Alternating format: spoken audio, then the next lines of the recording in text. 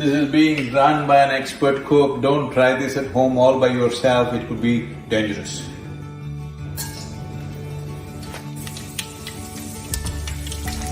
These are not crackers for Diwali, it's just Indian cooking. I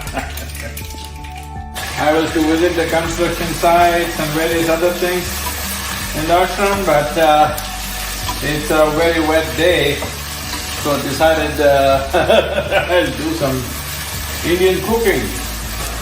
Looking at the quantity, don't think I'm going to eat all this.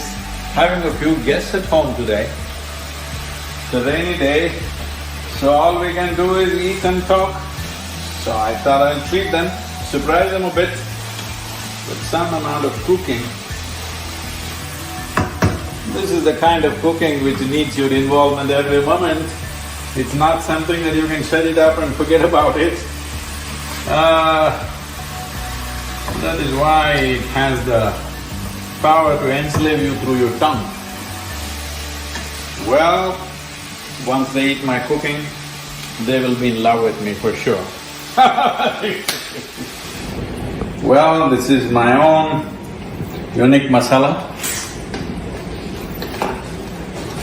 Sorry, I can't give you the taste through the video. Here we are, making some nice parota, really.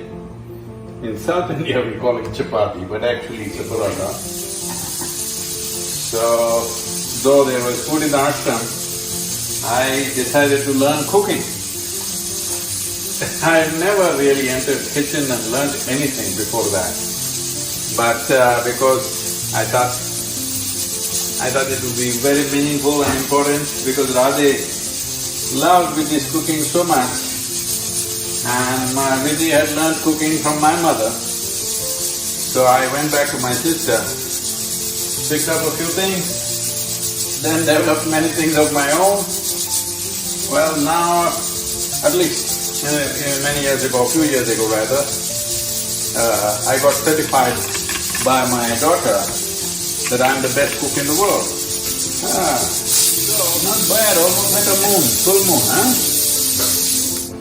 I'm saying if the chapati looks like the map, at least if you get in Australia, you're doing okay.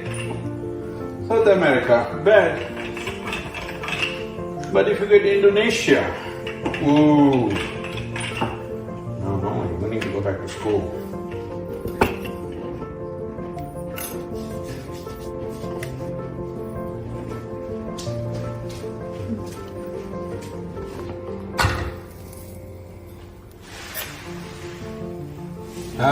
See my parota is puffing up like a puri,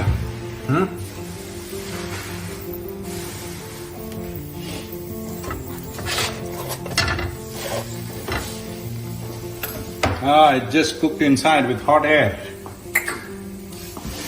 Radhe, eppadi irukudhu?